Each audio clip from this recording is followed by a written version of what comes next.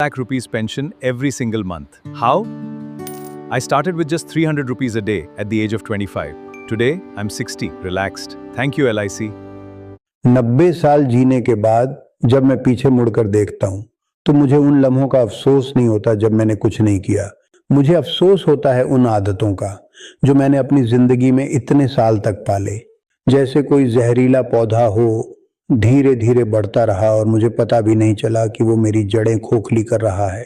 मेरी उम्र अब 90 साल है। मेरे पास खोने के लिए कुछ नहीं बचा।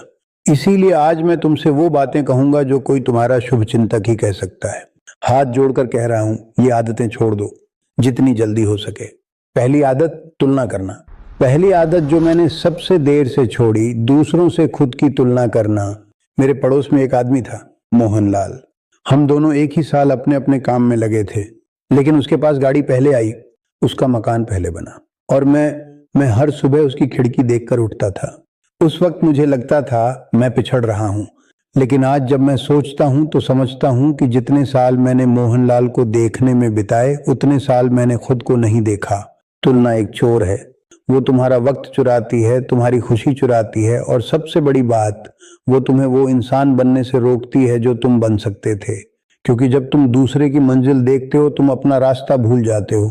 मोहनलाल की गाड़ी 10 साल में टूट गई, उसका मकान किराए पर उठा दिया और मैंने वो काम बनाया जो आज भी मेरे बेटे चला रहे हैं। तुलना करना बंद करो। तुम्हारी रफ्तार तुम्हारी है, किसी और की नहीं। दूसरी आदत, हर बात पर सफाई देना। हर किसी को समझाने की कोशिश करना कि तुम सही हो। मेरे जीवन में एक दौर था जब मैं यह साबित करने में इतनी ऊर्जा लगाता था कि लोग मुझे समझें, मुझे मान दें, मुझे सही माने। एक बार मेरे एक रिश्तेदार ने कह दिया, तुम्हारी दुकान कभी नहीं चलेगी। मैंने उन्हें 3 घंटे समझाया, तर्क दिए, आंकड़े गिनाए, वो नहीं माने। मैं घर आया थका हुआ, खाली। उस रात मुझे नींद नहीं आई और उस रिश्तेदार को अगले दिन वो भूल भी गए होंगे। उस दिन मैंने सीखा, जो तुम्हें प्यार करते हैं उन्हें सफाई की जरूरत नहीं, जो नहीं करते उन्हें सफाई से कोई फर्क नहीं पड़ता। अपना काम करो, नतीजे बोलेंगे। शब्द हवा में उड़ जाते हैं लेकिन काम टिका रहता है। तीसरी आदत, बाद में करूंगा कहना। तीसरी आदत, और यह सुनते सुनते तुम्हारी आंखें भर आएंगी अगर तुमने यह आदत पाली है, बाद में करूंगा। मेरी माँ थी, जब मैं 40 साल का था वो 70 की थी।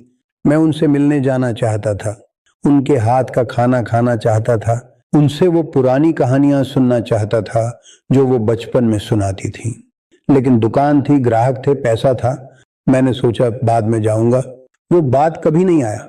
जब मैं गया वो जा चुकी थी। 90 साल की जिंदगी में